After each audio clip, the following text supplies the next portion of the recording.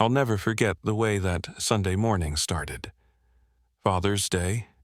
The kind of day where you wake up with a smile, not because anything special has happened yet, but because it's one of those rare moments when the world seems to pause and remind you of what really matters. I came downstairs still groggy, expecting maybe a card, maybe a call from my son Ethan, something simple. He was 19 now, away at college, living his own life. I didn't expect much more than a text, and honestly, that would have been enough.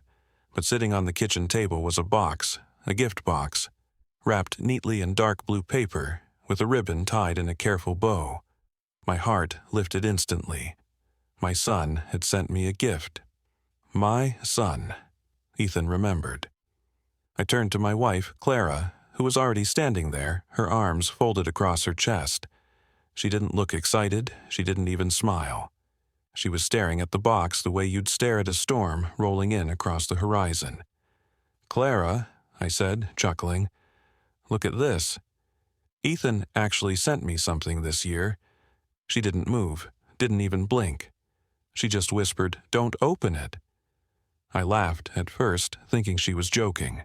"Don't open it? What are you talking about? It's from Ethan." Her voice grew sharper. "Michael, don't." I frowned, glancing back at the box. At first, it looked normal, just a Father's Day gift, but Clara's eyes, her eyes told me something else. She wasn't playing around. I reached for the ribbon, still half smiling. "You're being dramatic." He probably saved up, got me something nice. Clara stepped forward and put her hand on my arm. Her grip was tight, firmer than I'd ever felt. She leaned in and whispered, "Michael, look closer." Something in her tone made my chest tighten. I did as she asked. I bent down, bringing my face closer to the package. That's when I noticed it. The tag, there was no return label, just my name, written in blocky, uneven letters. Not Ethan's handwriting. Ethan's writing was sloppy, sure, but it had personality.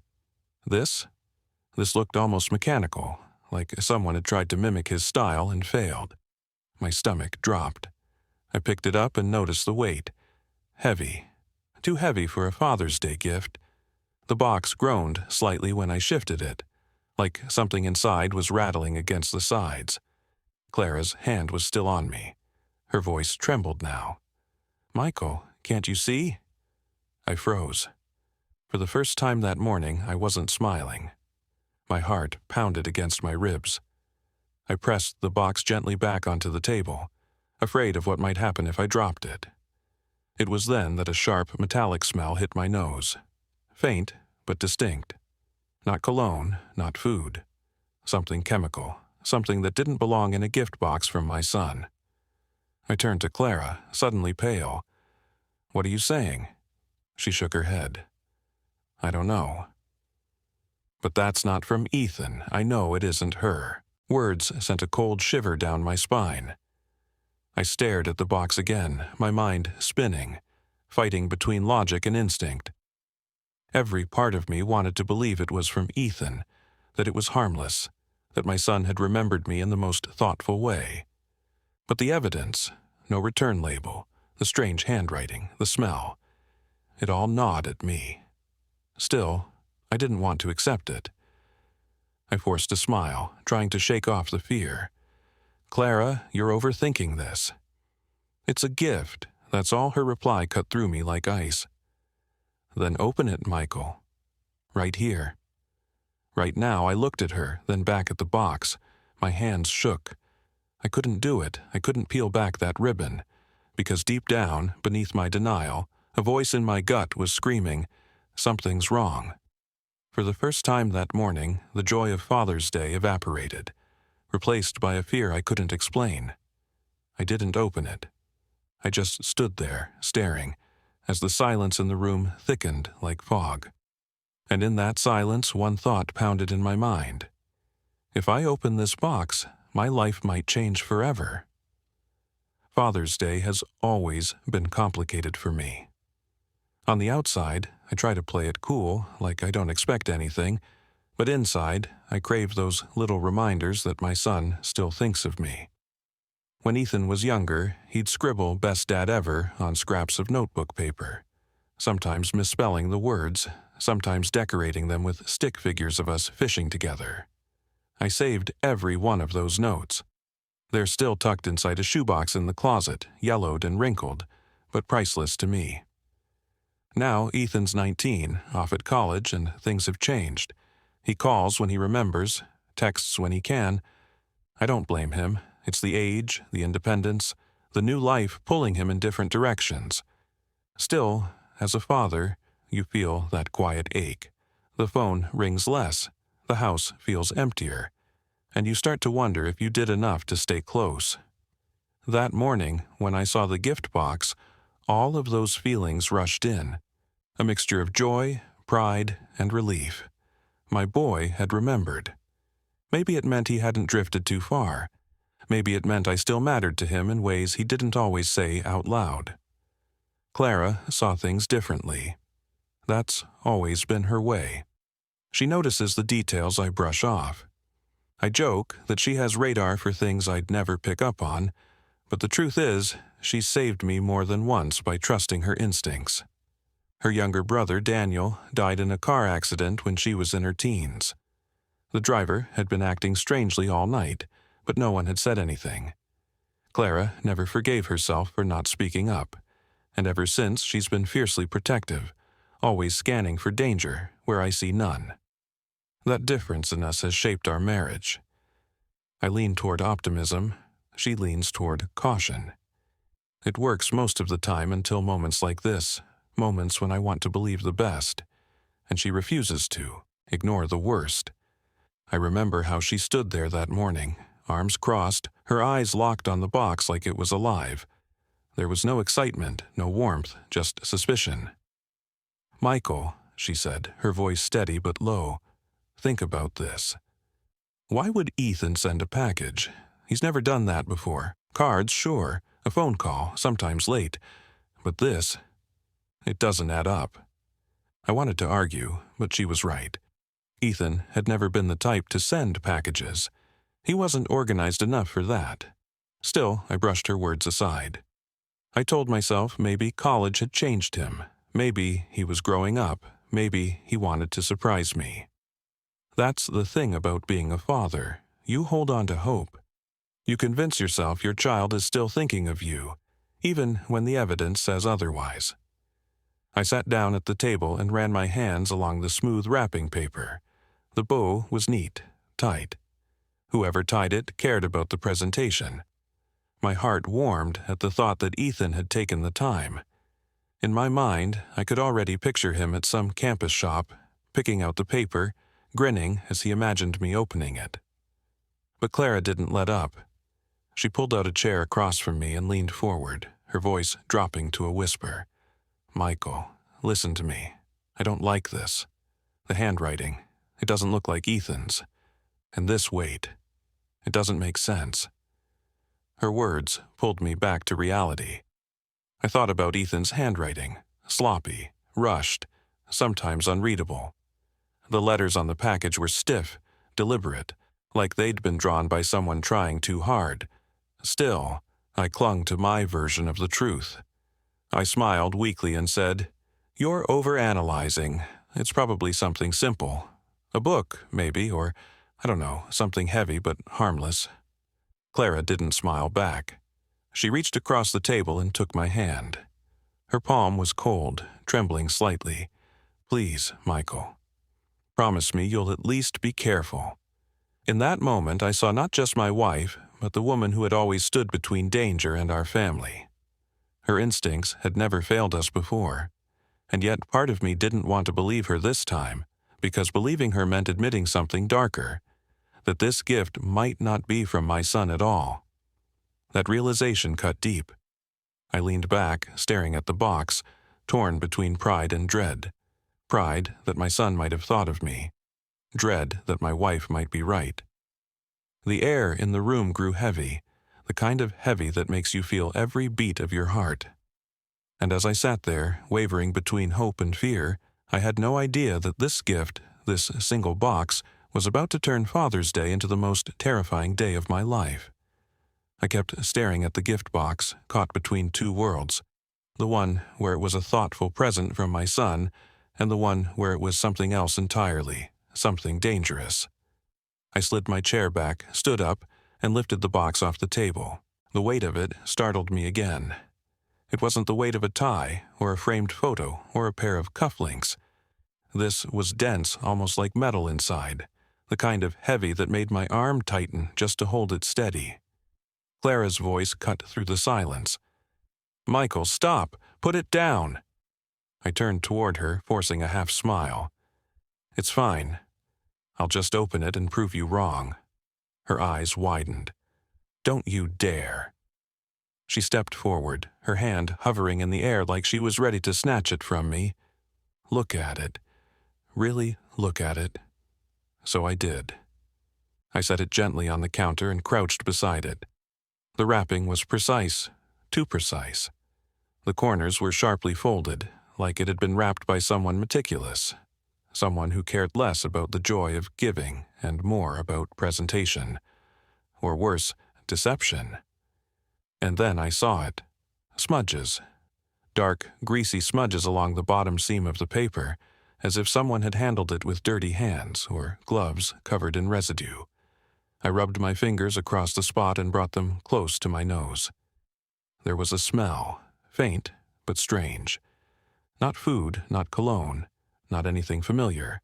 A metallic, chemical tang. Clara crossed her arms, her voice trembling but firm. "That's not from Ethan. I don't care what you tell yourself. That's not from our son." Her certainty cut deep because I knew she wasn't guessing. Clara never guessed. She observed, pieced things together, and only spoke when she was sure. Still, part of me rebelled. Why would anyone send something like this to us? Why today? Why Father's Day of all days? "I don't know," she said, shaking her head. "But Michael, if you open that box, you may never get the chance to find out." Her words hit me hard. I pulled out my phone and scrolled to Ethan's number. My thumb hovered over the call button. I told myself, I'll just ask him. He'll tell me what's inside and this whole thing will be over. I pressed the call button. The phone rang once, twice, 3 times before switching to voicemail. My chest tightened. He always answered for me. Always. I tried again, same thing, straight to voicemail. Clara's face turned pale. "Michael, that box doesn't belong here." I looked back at it, my mind racing. Was it possible? Could someone else have sent it? A stranger? A mistake? Or worse, someone who knew us, someone who wanted to hurt us. The longer I stared, the more wrong it felt. The paper didn't look festive anymore. The ribbon wasn't charming. The whole package looked sinister, like it was mocking me for being naive. I grabbed a butter knife from the drawer, gripping it tight. I'll just slice it open quick. Just to check, Clara's hand shot out, slapping the knife from my fingers. It clattered across the floor. Her voice broke, louder than I'd ever heard it. "Are you insane? Do you want to kill us both?" Her reaction jolted me.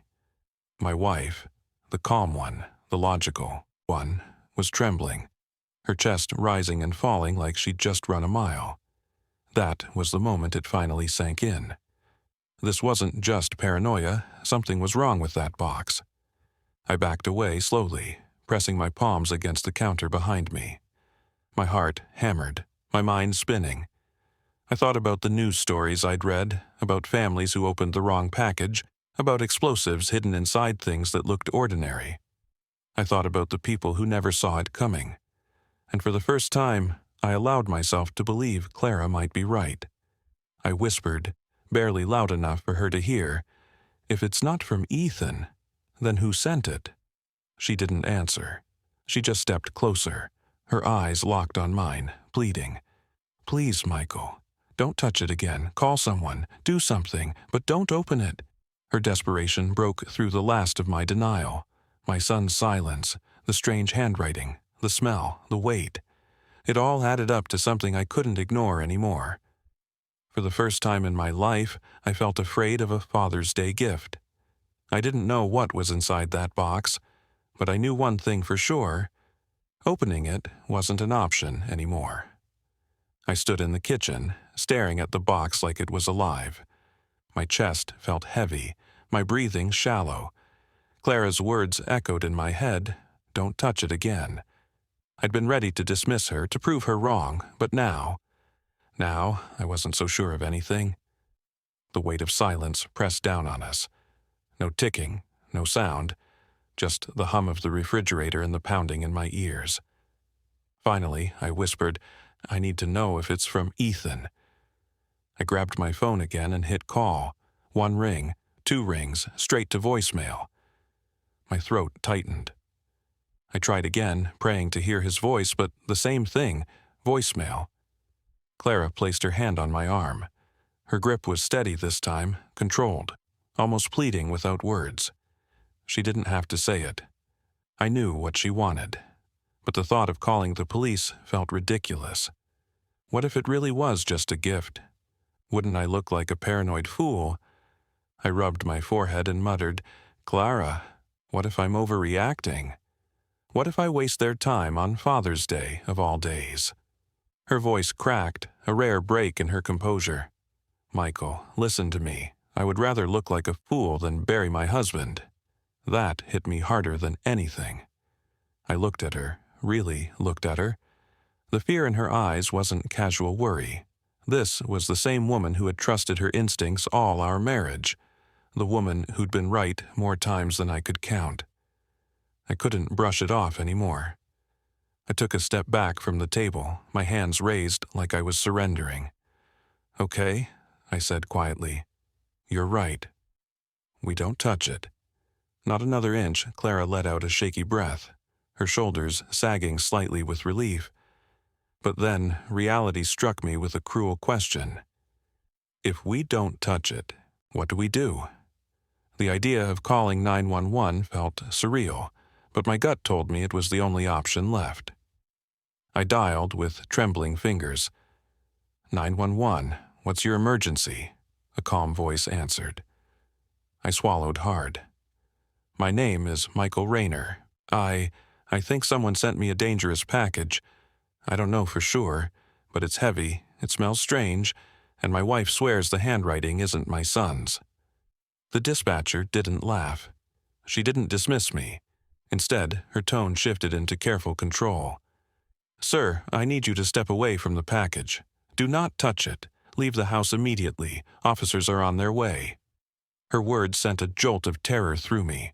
It wasn't just Clara anymore. It wasn't just suspicion. Now it was official. Serious. Real. Clara grabbed her keys and we both moved quickly. We didn't even stop to put on shoes. We just walked out the front door, shutting it gently behind us as though any sudden movement might trigger something inside that box. We stood barefoot in the driveway, the cool concrete pressing against our skin. The world outside looked so normal. The neighbors mowing their lawns, kids riding bikes down the street. None of them had any idea that inside my kitchen sat a package that made my wife tremble, and a 911 dispatcher send officers. I kept glancing at the door, half expecting the box to burst open on its own. My mind played cruel tricks, flashes of fire, smoke, chaos. I clenched my fists, trying to push the images away. Clara slipped her hand into mine. Her voice was soft now, but steady. "You did the right thing, Michael." I nodded, but my chest still ached with guilt. What if it is from Ethan? What if I just dragged the police into this over nothing? She squeezed my hand. "Then we'll laugh about it later. But if I'm right..." Her voice trailed off, but the silence finished her thought for her. Minutes crawled by, each one stretching longer than the last. Then, in the distance, I heard the faint wail of sirens. Relief and dread collided inside me. Relief that help was coming. Dread that they might confirm our worst fears. The red and blue lights reflected off the windows as the first patrol car pulled up. 2 officers stepped out, serious and composed, their eyes scanning the house. One of them approached us. "You called about a suspicious package?" I nodded quickly. "It's inside. On the kitchen counter." I didn't open it. My wife noticed something was wrong. The officer exchanged a glance with his partner, then spoke into his radio. Possible hazardous device. Requesting bomb squad, bomb squad. Hearing those words nearly knocked the air out of my lungs.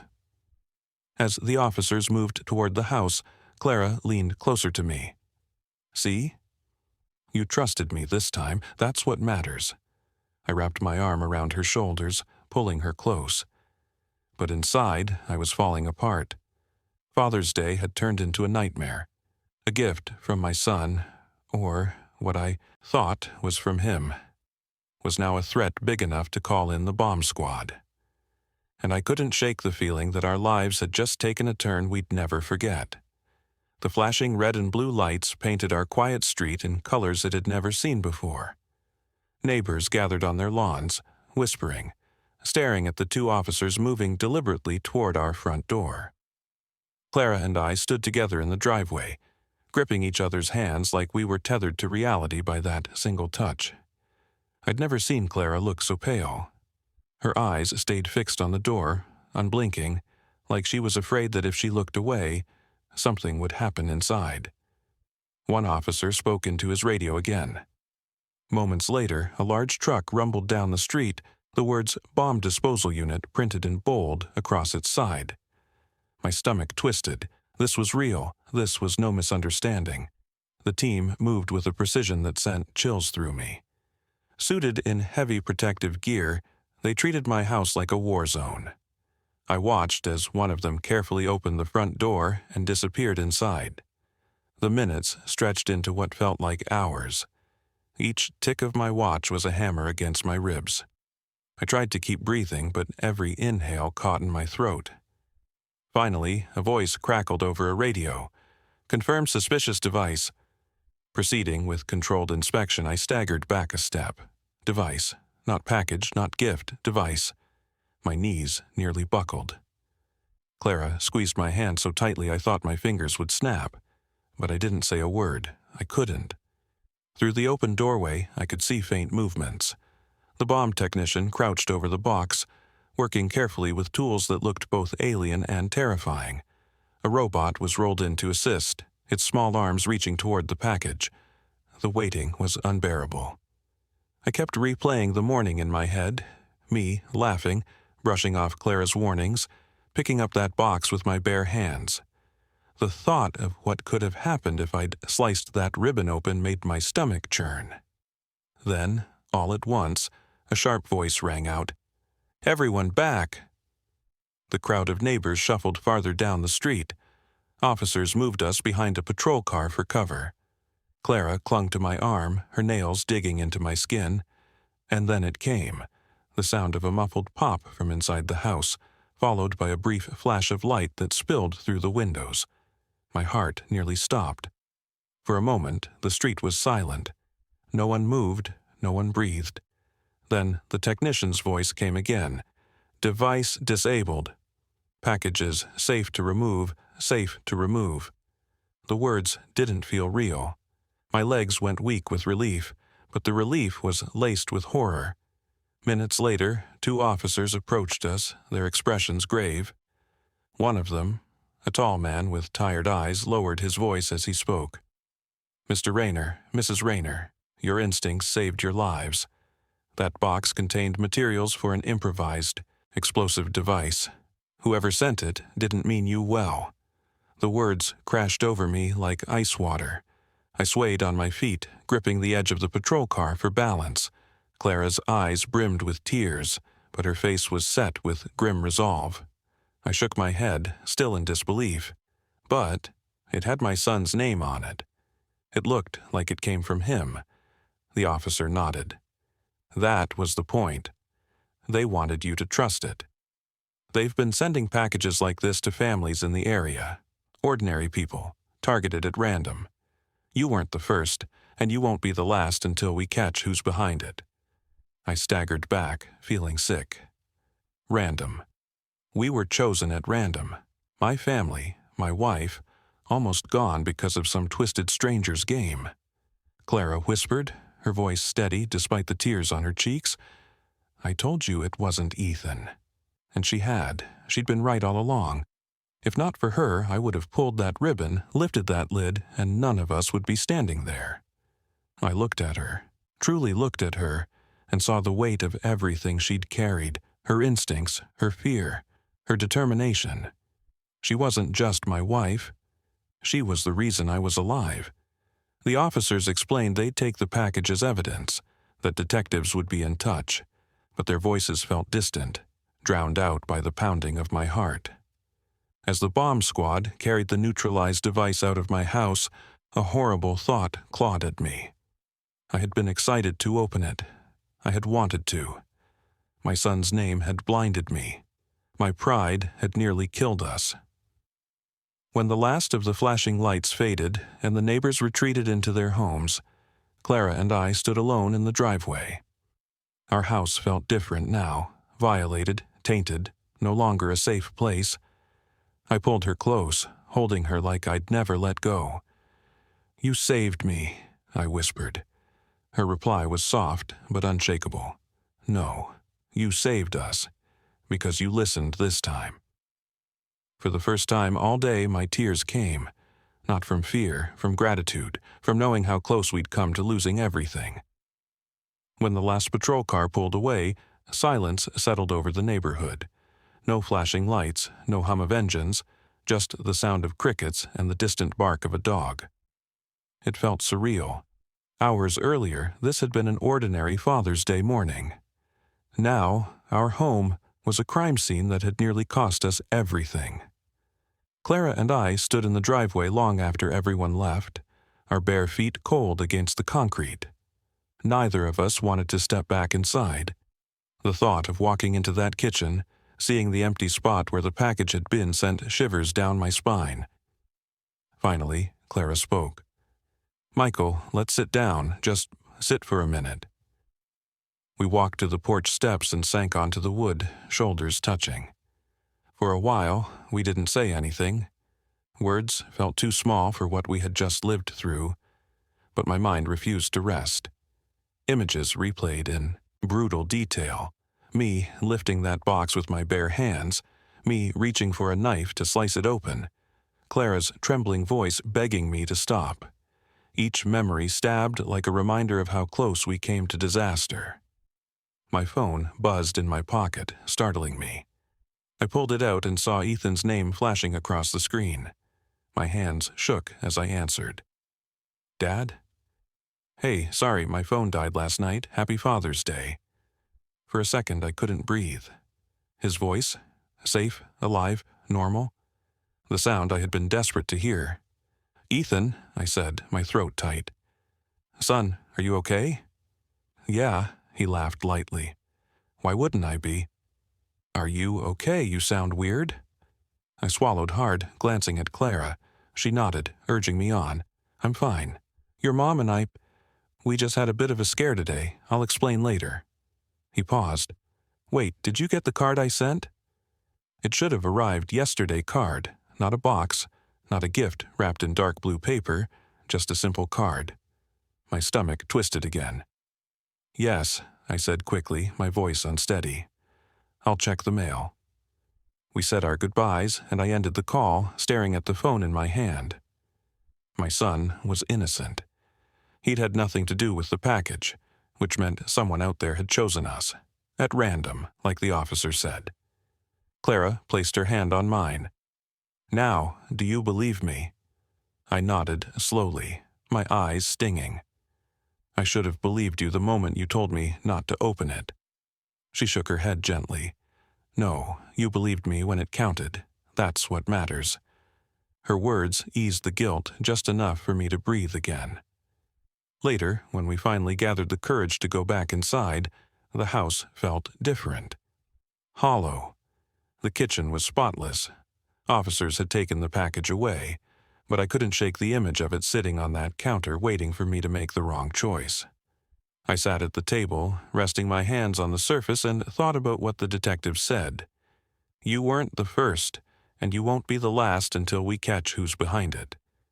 That truth gnawed at me. Someone had tried to use my son's name to lure me into opening death disguised as love. They had twisted something as pure as Father's Day into a trap.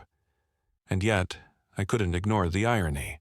The greatest Father's Day gift I could have received wasn't in a box. It wasn't wrapped in ribbon or hidden behind paper. It was the chance to still be here, to hug my wife, to hear my son's voice, to breathe another day. That night, Clara and I lay in bed, holding each other close. Neither of us slept much. Every creak of the house made us jump. But in the stillness I found clarity. I realized how close I'd come to letting pride blind me. I wanted so badly to believe Ethan had sent me something special that I ignored every warning sign. I almost chose sentiment over safety. Now I knew better. Life doesn't give you many second chances. But sometimes, if you're lucky, it gives you someone like Clara. Someone who sees danger before you do. Someone who refuses to let go until you listen.